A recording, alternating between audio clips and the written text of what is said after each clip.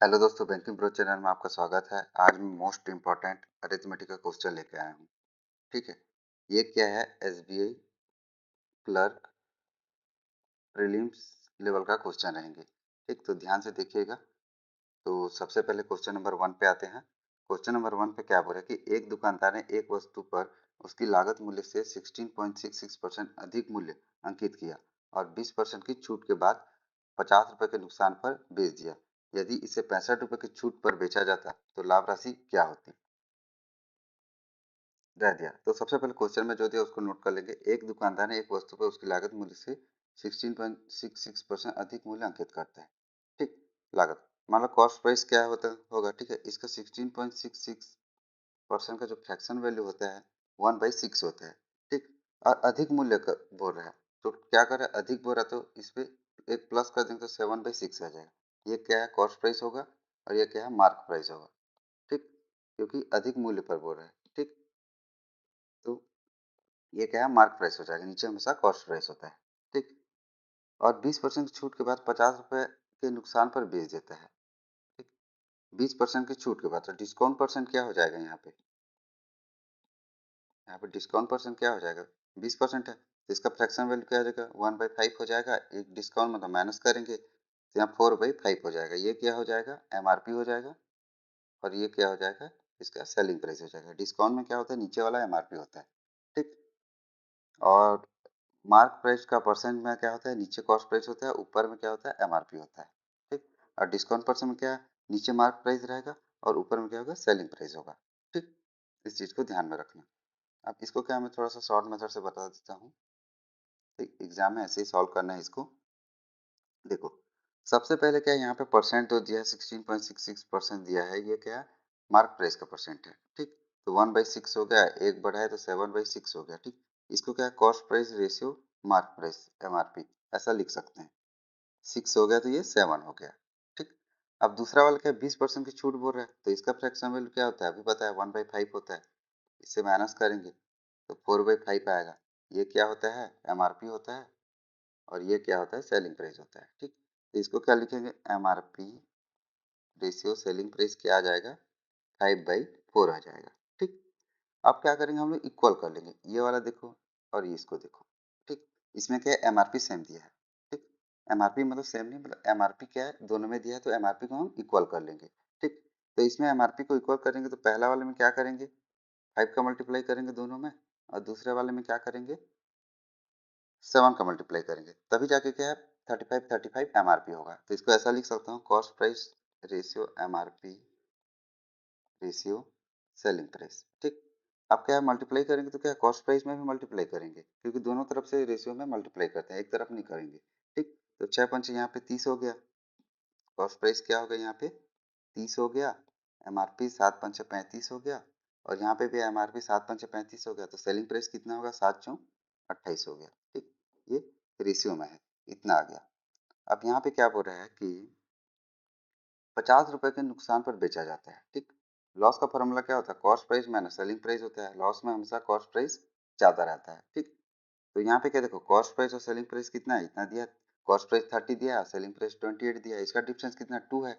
देखिए ये क्या है, रेशियो में दिया, एग्जैक्ट वैल्यू हमको नहीं पता है, इसको एक्स मान के भी कर सकते हो। जैसे यहाँ पे मैं एक्स मान लिया, चलो आपको समझाने के लिए मैं एक्स मान लिया। तो इसका डिफरेंस कितना, 2x हो गया। और यही क्या है, 50 के बराबर है, क्योंकि यहाँ पे क्या हो रहा है, 50 का लॉस हो रहा है। ठीक, तो दो, ठीक है, 25 दूनी 50 होता है तो x का वैल्यू कितना आएगा, 25 आ गया। ठीक, अब x का वैल्यू को क्या करेंगे, इस रेशियो में पुट कर देंगे तो यहाँ पे कॉस्ट प्राइस कितना आ जाएगा, यहाँ एमआरपी लिख लेते हैं, यहाँ पे सेलिंग प्राइस लिखते हैं। कॉस्ट प्राइस कितना आ जाएगा, 750 आएगा। 25 या 75 मल्टीप्लाई कर रहे हैं ना, x का वैल्यू को पुट कर रहे हैं रेशियो में। ठीक, अब 35 से मल्टीप्लाई करें तो 25 पच्चीस 125 का 5 हाथ में आया 12, 25 या 75, 70 80, 875 आ गए यहाँ पे। ठीक, यहाँ पे सेलिंग प्राइस कितना हो जाएगा, यहाँ पे 25 60 200 जीरो 20 25 दूनी 50 60 70, यहाँ 700 आ गया।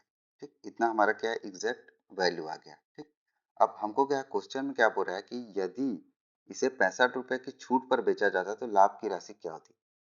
65 की छूट पर, और छूट हमेशा किस पे देते हैं, एमआरपी देते हैं। तो एमआरपी का वैल्यू कितना है, 875 है, और हम इसको क्या 65% की छूट पर बेच रहे हैं।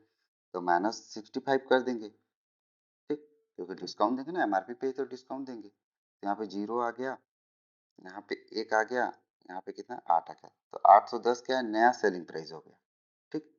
810 क्या हो गया, यहाँ पे न्यू सेलिंग प्राइस हो गया। मैं इसे लिख सकता हूँ, न्यू सेलिंग प्राइस इज 810, ठीक। अब इसमें क्या हो रहा है, तो प्रॉफिट की राशि बोल रहा है, तो प्रॉफिट क्या होगा, प्रॉफिट का फॉर्मूला क्या होता है, तो यहाँ पे बना लेता हूँ। प्रॉफिट का फॉर्मूला क्या होता है, selling price minus cost price होता है, और नया सेलिंग प्राइस क्या है, 810 है, और कॉस्ट प्राइस उतना ही रहेगा, 750, ठीक।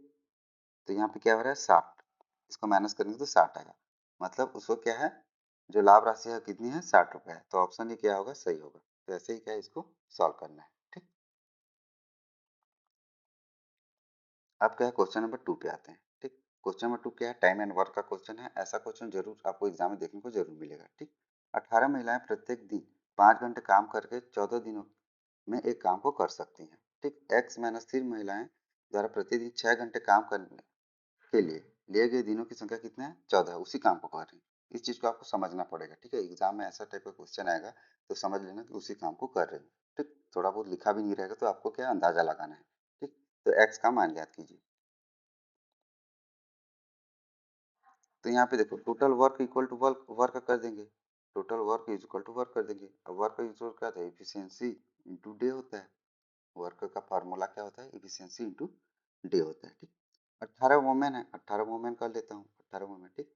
प्रत्येक काम को 5 घंटे काम करते हैं 14 दिन, मतलब प्रत्येक दिन आते हैं और 5-5 घंटा काम करते हैं, तो 14 दिन में कितना घंटे काम है, 14 पंचे 70 घंटा, तो इसलिए डायरेक्टली मल्टीप्लाई कर देंगे। और यहाँ पे देखो, ये दोनों क्या टाइम है, ठीक, ये डे, डे और टाइम सेम है, ठीक। और ये जो डब्ल्यू लिखा हूँ ये क्या है, इफिशियंसी है, ठीक, ये क्या है, इफिशियंसी है। तो एक मोमेंट की इफिशियंसी 1 होगी, तो 18 मोमेंट की इफिशियंसी 18, ऐसा लेके चलते हैं हम लोग, ठीक। मान लेते हैं कि एक है तो 18 मोमेंट का 18 इफिशियंसी होगा, मान के चलेंगे तो। लेकिन यहाँ पे इफिशियंसी हमको बताया नहीं गया, तो डब्ल्यू का वैल्यू में क्या, मैं इफिशियंसी को क्या ले लिया हूँ, डब्ल्यू ले लिया हूँ, ठीक। तो 18 का 18 इंटू डब्ल्यू हो जाएगा, इस चीज़ को ध्यान में रखना, ठीक। ये क्या, बनाते रहोगे, प्रैक्टिस करते रहोगे तो आपको ऑटोमेटिक समझ में आ जाएगा, ठीक। इतना हो गया। अब इसको इक्वल कर लेंगे, ये किसके बराबर है, एक्स माइनस 3, वोमेन को डब्ल्यू ले लेंगे 6 घंटे काम करने के लिए, ठीक। और दिनों की संख्या कितना है, 14 है, ठीक। ये भी क्या है, वर्क, ये भी वर्क है, ये भी वर्क को इक्वल कर लिया हम लोग, ये चीज मैं पहले भी बताया हूँ, ठीक। अब क्या करेंगे, जो जो कटेगा काट लेंगे, आप एक्स का वैल्यू निकालेंगे, क्योंकि वर्क वर्क इक्वल हो गया, तो डब्ल्यू से डब्ल्यू कट जाएगा, इफिशियंसी इफिशियंसी कट गया, ठीक। एक वोमेन का इफिशियंसी वही है, ठीक। अब क्या है, कितने वोमेन है, डब्ल्यू से डब्ल्यू कट गया, अब वोमेन के हिसाब से इफिशियंसी होगी, ठीक। ज्यादा वोमेन रहेंगे तो जल्दी काम होगा, कम वोमेन रहेंगे तो लेट में काम होगा, ठीक। यहाँ पे 14 से क्या है, 14 को काट लेंगे, ठीक। यहाँ ब्रैकेट नहीं लिखोगे तो भी चलेगा, ठीक। 14 से 14 को काट लेंगे, 6 तिया 18, 3 पंचे 15 is equal to x minus 3, तो एक्स का वैल्यू कितना हो जाएगा, 18 हो जाएगा, ठीक। तो यहाँ पे क्या है, एक्स का वैल्यू ही निकालना था, तो यहाँ पे क्या है, ऑप्शन ए सही हो जाएगा। ऐसे ही क्या है, इसको सॉल्व करना है। ये क्या है, एसबीआई क्लर्क लेवल का क्वेश्चन है, इसलिए मैं इजी इजी क्वेश्चन करा रहा हूँ, ठीक। इससे पहले वाला वीडियो को देख लेना, उसमें क्या मैं मॉडरेट लेवल का क्वेश्चन कर रहा हूँ, ठीक। तो मैं दोनों को लेके चल रहा हूँ, एसबीआई पीओ को भी लेके चल रहा हूँ और एसबीआई क्लर्क को भी लेके चल रहा हूँ, ठीक। अब क्या, क्वेश्चन नंबर 3 पे आते हैं। ये क्या, ये तो पीओ प्रीलिम्स लेवल का क्वेश्चन है, ठीक। क्वेश्चन 3 में क्या बोल रहा है कि दो बिंदु ए और बी के बीच की दूरी 540 किलोमीटर है। बाइक पी बिंदु ए से रात 8 बजे 35 किलोमीटर प्रति घंटे की गति से शुरू होती है, जबकि बाइक क्यू बी से रात 10 बजे 40 किलोमीटर प्रति घंटे की गति से शुरू होती है।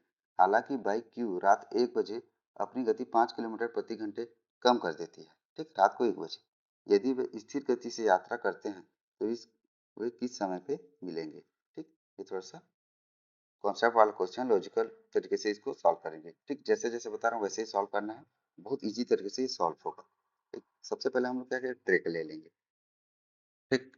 एक ट्रैक बना लेंगे, यहाँ पे बिंदु ए है और यहाँ बिंदु बी है, ठीक। अब क्या बोल रहा है क्वेश्चन में कि दो बिंदु ए और बी के बीच की दूरी 540 किलोमीटर है, तो ये क्या है, 540 किलोमीटर है इसका डिस्टेंस, टोटल इसका डिस्टेंस कितना है, 540 किलोमीटर है। बाइक पी, मतलब पी बाइक है, ठीक। ये ए से रात 8 बजे 35 किलोमीटर प्रति घंटा की गति से शुरू होती है, ठीक। तो जो टाइम है, बाइक पी का जो टाइम है वो क्या है, रात 8 बजे क्या है, 8 पीएम को ये निकलती है यहाँ से, ठीक। और कितने स्पीड है इसका, 35 किलोमीटर पर आवर है, ठीक। अब बाइक फिर क्यू क्या कर रही है, बी से रात 10 बजे 40 किलोमीटर प्रति घंटे की गति से शुरू होती है। तो बाइक क्यू यहाँ ले लेते हैं, बाइक पी यहाँ ले लेते हैं, ठीक। ये इधर जा रही है, इधर जा रही है, ठीक। और क्यू का जो टाइमिंग है वो कितना है, रात 10 बजे ये निकलती है, ठीक। और इसका स्पीड कितना है, क्यू का स्पीड कितना हो जाएगा, 40 किलोमीटर पर आवर है, क्यों, यहाँ दिया है, ठीक। अब क्या आगे क्या बोल रहे हैं कि 1 बजे अपनी गति 5 किलोमीटर प्रति घंटे कम कर दी थी, कौन, क्यू। तो अब कब मिलेंगे उसका हमको टाइम निकालना है, ठीक है। तो सबसे पहले हम लोग क्या करेंगे, मैं दूसरा पेन ले लेता हूँ। सबसे पहले क्या करेंगे, देखो टाइम को हम लोग क्या है, इक्वल करेंगे। देखो पी क्या करे, रात 8 बजे निकलती है, तो यहाँ कहीं पे 10 बजे पहुंच रही है, मान लेता हूँ, क्योंकि टाइम को इक्वल कर लेता हूँ, क्योंकि जो क्यू, जो भाई क्यू है वो क्या करता है, 10 बजे निकलता है, ठीक। तो मैं टाइम को इक्वल कर लेता हूँ, तो यहाँ से यहाँ तक एक डिस्टेंस कवर करेगी, कौन, बाइक पी। और कितना डिस्टेंस कवर करेगी, जब 1 घंटे में 35 किलोमीटर जा रही है तो 2 घंटे में कितना किलोमीटर जाएगी, 70 किलोमीटर। तो इसका जो डिस्टेंस है यहाँ कितना हो जाएगा, यहाँ पे हो जाएगा 70 किलोमीटर। इसको ऐसे कर लेता हूँ, समझ जाना, ठीक है। ये हो गया डिस्टेंस, 70 किलोमीटर हो गया यहाँ का जो डिस्टेंस है, ठीक। अब क्या होगा कि ये वाला जो डिस्टेंस है वो कितना हो जाएगा, क्योंकि 70 किलोमीटर पहले चल चुकी है, तो ये बचा वाला जो डिस्टेंस है वो कितना होगा, टोटल 540 किलोमीटर है, माइनस 70 करेंगे तो यहाँ पे कितना वैल्यू आ जाएगा, 470 आ जाएगा। तो ये हो जाएगा 470 किलोमीटर, ठीक। अब क्या कर रहे हैं कि जैसे ही 10 बजा, बी यहाँ से निकल गई, बी नहीं मतलब जो बाइक क्यू है यहाँ से निकल गई, और बाइक पी यहाँ से निकल गई 10 बजने के बाद, ठीक। ये वाला डिस्टेंस को और नहीं लेंगे, अब क्या है 470 किलोमीटर को देखना, ठीक। लेकिन यहाँ पे एक चीज और बोला है कि क्यू रात 1 बजे अपनी गति को 5 किलोमीटर प्रति घंटा कम कर देती है, ठीक। 1 बजे तक तो क्या है, चलेंगे, ठीक। तो मैं मान लेता हूँ, चलो 10 पीएम से 1 AM तक चलेंगे, तो कितना घंटे चलेंगे, 3 आवर चलेंगे। जब पी 3 घंटा चलेगी, ठीक, जब पी मान लो यहाँ पे 3 घंटा यहाँ तक चल रही है, 3 घंटे में, ठीक।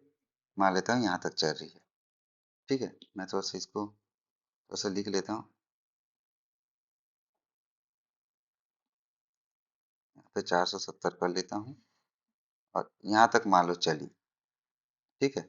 यहाँ तक मान लो चली पी, ठीक। 3 घंटे में कितना चलेगी, जब 1 घंटा में 35 किलोमीटर चल रही है तो 3 घंटे में कितना, 35 इंटू 3 कर देंगे, 5 या 15, 1 3 या 9 10, तो यहाँ तक कितना है, 105 किलोमीटर वो चली, ठीक। अब बी भी क्या है, यहाँ तक चली मान लो 3 घंटा में, ठीक। 3 घंटा में पूरा डिस्टेंस तो कवर करेंगे नहीं, यहाँ तक चलेगी। अब बी का स्पीड कितना है, 40 किलोमीटर है 1 घंटे में, ठीक। 1 घंटे में बी का स्पीड नहीं, सॉरी, बाइक क्यू का, हमेशा बी बोल देता हूँ, सॉरी। तो बाइक क्यू जो है यहाँ पे 3 घंटा में यहाँ तक पहुंची, मान लेता हूँ यहाँ तक पहुंची, ठीक। और 3 घंटा में क्या कर रही है, 1 बजे तक, क्योंकि 1 बजे तक ही क्यों लिए हैं, क्योंकि हमको 1 बजे के बाद स्पीड को क्या कम ज्यादा करना है, ठीक, कम करना है मतलब क्यू के स्पीड को।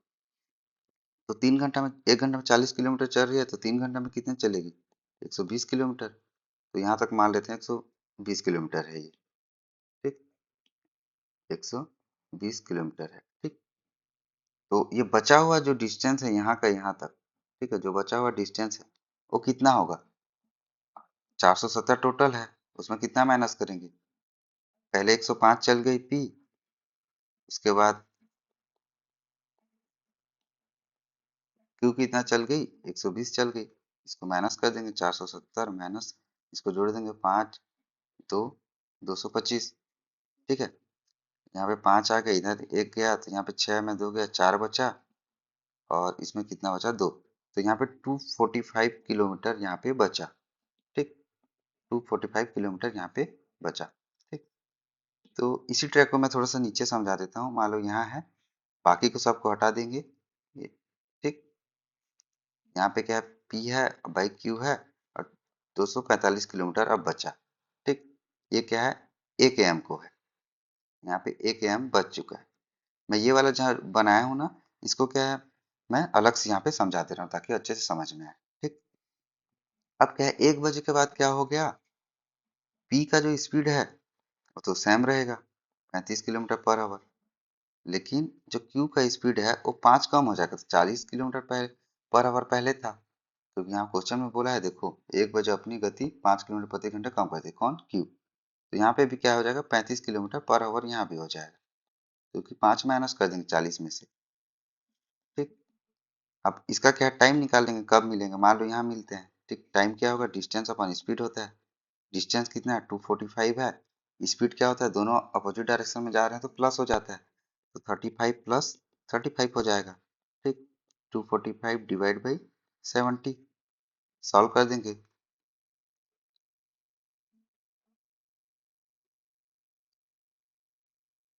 ठीक है, तो 7 से कर देंगे, 7 तिया की 7 पंचे 35, 7 एकम 7, तो 3.5 आ गया टाइम।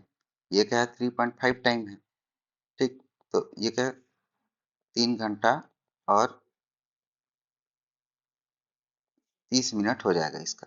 ठीक, क्यों, क्योंकि 0.5 है, क्या है देखो, इसको ये मान लो जैसे क्या है, 10 क्या है 60 के बराबर है। ठीक, तो एक क्या हो जाएगा, 6 के बराबर हो जाएगा। ठीक, तो एक 6 के बराबर, तो 5 कितना हो जाएगा, 6 पंचे 30, 3, ठीक है 30 हो जाएगा। मतलब सीधा जैसे कि यहाँ पे मान लो दिया था 3.8 दिया रहता, मान लो इतना टाइम पे पहुंची, तो डायरेक्ट यहाँ 8 से 6 को मल्टीप्लाई कर देना, तो 46, ठीक है, 3 घंटा और 40 मिनट हो जाएगा। इस चीज को ध्यान में रखना। ठीक, जैसे यहाँ पे दिया रहता, मान लो 3.9 दिया रहता। ठीक, तो इसको अगर हम घंटे में चेंज करना है, हम लोग क्या कर लेते, 3 हो जाता है ये, 3 घंटा और 9 छक्के 54 मिनट हो जाता है ये। ठीक, तो इस चीज को ध्यान में रखना, सीधा 6 से क्या मल्टीप्लाई कर देना। ठीक, ठीक है, तो यहाँ पे 3 घंटा और क्या है 30 मिनट हो गया। ठीक, तो वे क्या है, किस समय में मिलेंगे बोल रहा है, तो किस समय मिलेंगे, 1 बज चुका है, 1 AM हो चुका है, लेकिन मोर और कितना टाइम में मिल रहे हैं, और 3 घंटा और क्या है 30 मिनट और टाइम लग रहा है। ठीक, 1 बज का, तो 2, 3, 4 बजेगा, यहाँ पे 4 घंटा और 30 मिनट हो जाएगा। ठीक, क्योंकि एक में प्लस 3 घंटा और 30 मिनट को क्या करेंगे, प्लस कर देंगे। ठीक, तो 4 घंटा और 30 मिनट हो जाएगा यहाँ पे, तो इसका टाइम क्या आ जाएगा, ऑप्शन बी आ जाएगा यहाँ पे, 4 घंटा और 30 मिनट। ठीक है, इस चीज को ध्यान में रखना, ये क्या है, थोड़ा सा लॉजिकल क्वेश्चन है, तो ध्यान से समझना। समझ में नहीं आएगा तो 2-3 बार देख लेना इस वीडियो को, मैं अच्छे से समझा दिया हूँ आपको। ठीक है, अब क्या है, क्वेश्चन नंबर 4 पे आते हैं। ठीक, क्वेश्चन नंबर 4 पे क्या बोल रहा है कि एक दुकानदार ने एक वस्तु का मूल्य उसकी लागत मूल्य से 25% अधिक अंकित किया और उस पर क्रमशः X% और 20% की दो क्रमिक छूट दी। यदि दुकानदार को वस्तु बेचने पर 40% की हानि होती है तो X का मान ज्ञात कीजिए। ठीक, ये क्या है, प्रॉफिट एंड लॉस का क्वेश्चन है, तो इसको भी देख लेते हैं। क्रमिक छूट मतलब कि 2 बार छूट। ठीक, मतलब जो भी एमआरपी रहेगा उसमें क्या है, 2 बार छूट दिया जाएगा। छूट हमेशा एमआरपी पे ही दिया जाता है, तब जाके फायदा होगा। ठीक, कॉस्ट प्राइस में ही अगर छूट देंगे तो कहाँ से फायदा मिलेगा। ठीक, एक दुकानदार ने एक वस्तु का मूल्य उसकी लागत मूल्य से 25% अधिक है। मान लो कॉस्ट प्राइस क्या है, 100x है, 100y है मान लेते हैं। ठीक, कॉस्ट प्राइस 100y है, तो एमआरपी कितना हो जाएगा, 25% बढ़ा देंगे तो 125y हो जाएगा। ठीक, परसेंट की क्लास में बेसिक बता चुका हूँ, कैसे परसेंट निकालते हैं, कैसे परसेंट बढ़ाते हैं, उस चीज को मैं यहाँ पे नहीं बताऊंगा।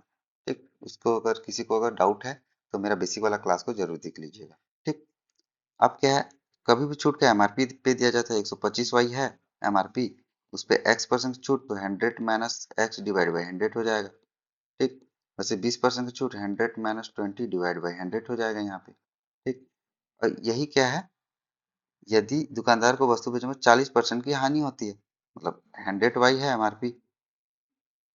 ठीक, लेकिन इसको क्या होता है, सॉरी एमआरपी 100 नहीं है, कॉस्ट प्राइस क्या है यहाँ पे, 100 वाई है। अब उसको हानि 40% की हानि होती है, 40% की हानि मतलब 60/100 कर देंगे, 100 100 कट जाएगा, तो उसको 60 वाई में बेचेगा ठीक है, कॉस्ट बाई 100 वाई है, उसको 60 वाई में बेचेगा तब जाके क्या होगा, उसको 40 वाई का नुकसान होगा, मतलब कि 40% का नुकसान होगा। अब निकाल के भी देख लेना। ठीक, तो यहाँ पे क्या हो जाएगा, जो सेलिंग प्राइस है वो क्या आ जाएगा, 60 वाई आ जाएगा। ठीक, और एमआरपी में जितना भी हम लोग छूट देंगे, जैसे यहाँ पे एमआरपी कितना है 125 वाई है, और उस पे क्या है हम लोग छूट दे रहे हैं, दो छूट दे रहे हैं, तो उसके बाद भी हमको सेलिंग प्राइस ही मिल रहा है ना, तो ये क्या है, ये भी एक तरह से सेलिंग प्राइस ही होगा। ठीक, ये भी एक तरह से सेलिंग प्राइस ही होगा, और सेलिंग प्राइस अभी कितना निकाल से 60 वाई, तो यहाँ पे क्या करूंगा मैं, डायरेक्ट 60 वाई ले लूंगा, यहाँ पे सेलिंग प्राइस यहाँ पे क्या करूँगा 60 वाई। ठीक, अब काट देंगे जो जो कटेगा, वाई से वाई गया। ठीक, 25 × 6 125, 25 × 4 100। ठीक, यहाँ पे क्या करेंगे 5 × 100 - x डिवाइड बाई 4 इंटू यहाँ पे 80 हो जाएगा, डिवाइड बाई 100 हो जाएगा, इक्वल टू 60 हो जाएगा। ठीक, जीरो से जीरो काट देंगे, 4 दूनी 8। ठीक, 2 या 6, जो जो काटा काटा, 5 से क्या, 5 दूनी 10, तो 100 - x क्या हो जाएगा 20, इधर चला जाएगा 60 हो जाएगा, तो x का वैल्यू कितना हो जाएगा यहाँ पे 40 हो जाएगा। ठीक, तो हमारा क्या आ जाएगा, ऑप्शन डी आ जाएगा 40%। ठीक, तो ऐसे ही क्या इसको सॉल्व करना है। अब क्या है, क्वेश्चन नंबर 5 पे आते हैं।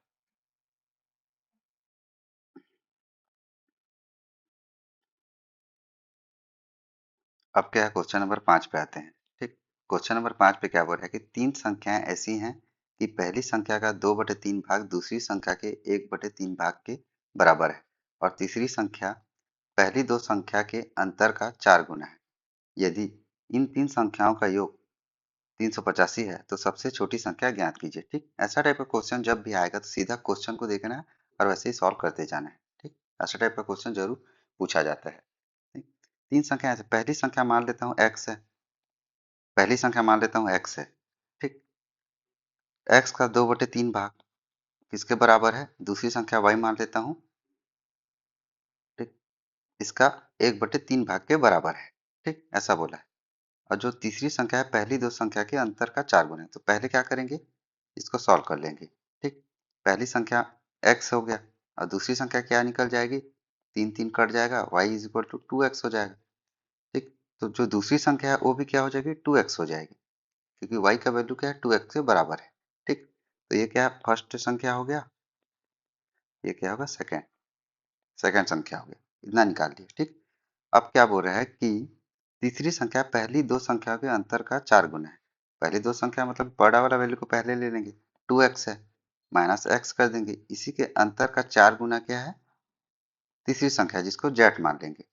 ठीक, तो मैं क्या कर लूंगा, यहाँ पे तीनों को प्लस कर दूंगा, और उसी का वैल्यू कितना दिया है 385 दिया है, तो x plus y plus z का वैल्यू कितना है 385 है। ठीक, तो x का वैल्यू x है पहली संख्या, और दूसरी संख्या कितनी है देखो यहाँ निकाले थे 2x हो गया, और तीसरी संख्या z का वैल्यू कितना हो जाएगा, इसको सॉल्व कर लेंगे।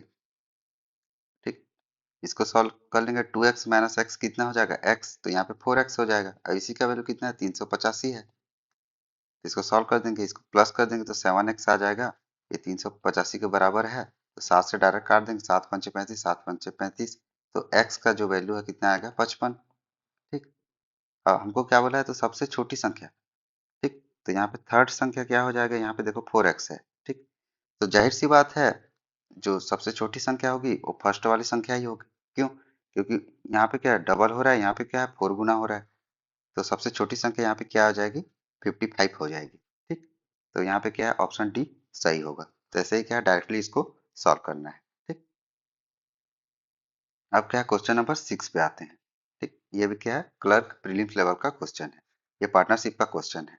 ठीक, तो 6 में क्या बोल रहा है कि दिनेश ने 25,000 रुपए के निवेश के साथ एक व्यवसाय शुरू किया, और 9 महीने बाद फैजल 32,000 रुपए के निवेश के साथ उसके साथ जुड़ गया।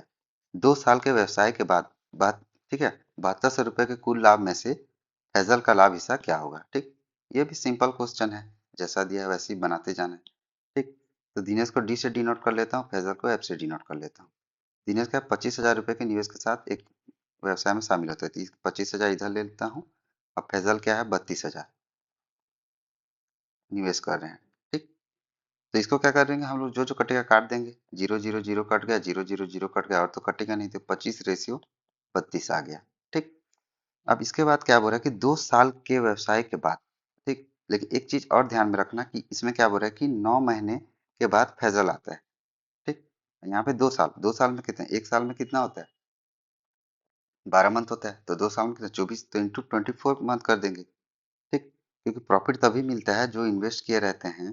ठीक, जो इन्वेस्ट किए रहते हैं उससे क्या है, टाइम को मल्टीप्लाई कर देते हैं तो हमको प्रॉफिट मिलता है, तो प्रॉफिट का रेशियो यहाँ से मिल जाएगा हम लोग को। यहाँ पे इन्वेस्ट 25 है और टाइम कितना है, 24 मंथ के लिए है। ठीक, क्योंकि दिनेश क्या निवेश क्या पूरा कर रहा है 2 साल के लिए, लेकिन जो फैजल है 9 महीने के बाद आता है, तो टोटल 24 मंथ है, उसमें -9 कर देंगे तो कितना आ जाएगा, 15 आ जाएगा। तो ये क्या है, 15 महीने के लिए निवेश कर रहा है। ठीक, डायरेक्टली क्या है, माइनस करके इसको मल्टीप्लाई कर देंगे, जो जो कटेगा काट देंगे, क्योंकि हमको रेशियो निकालना है। ये क्या है, प्रॉफिट का रेशियो हमको निकालना है। ठीक, तो 8 × 3 = 24, 8 × 4 = 32, 5 × 3 = 15, 5 × 5 = 25, 3 से 3 कट जाएगा, तो जो प्रॉफिट का रेशियो कितना आ जाएगा, 5/4, 5/4 आ जाएगा प्रॉफिट का रेशियो। ठीक, और इनको टोटल जो लाभ हो रहा है कितना है, 7200 का लाभ हो रहा है। ठीक, तो इसको क्या कर लेता हूँ मैं, एक्स मान लेता हूँ समझने के लिए। ठीक, तो टोटल जो प्रॉफिट कितना हो जाएगा, 9x हो जाएगा, और यही क्या है, 7200 के बराबर है, क्योंकि टोटल प्रॉफिट कितना मिल रहा है, 7200, 9 × 8 = 72, 800, तो x का वैल्यू कितना है, 800। तो यहाँ पे जो भी क्वेश्चन पूछेगा उसको निकाल लेते हैं। तो यहाँ पे पूछा क्या है कि कुल लाभ में से फैजल का हिस्सा, तो फैजल का प्रॉफिट का हिस्सा क्या होगा, 4x है यहाँ, तो x का वैल्यू यहाँ पुट कर देंगे, तो 4 × 800 कितना हो जाएगा, 8×3200। ठीक है, तो फैजल का जो प्रॉफिट है कितना आ गया, 3200, तो ऑप्शन सी क्या होगा, सही होगा। तो ऐसे ही क्या है, इसको सॉल्व करना है। ठीक है, तो ये रहा गाइस आज का क्लास। ठीक, अब क्या करते हैं, नेक्स्ट क्लास में मिलेंगे। तो नेक्स्ट क्लास में मैं क्या करूंगा, डीआई का इंपॉर्टेंट क्वेश्चन लेके आऊंगा। तो अभी क्या है, जो एबीपीएस पीओ का जो मेंस के लिए जा रहे हैं उनके लिए भी क्या है, मैं 1 2 क्लास लेके आऊंगा। ठीक, तो उसको भी क्या है, प्रैक्टिस हो जाएगा। तो please guys like and subscribe कर देना। धन्यवाद।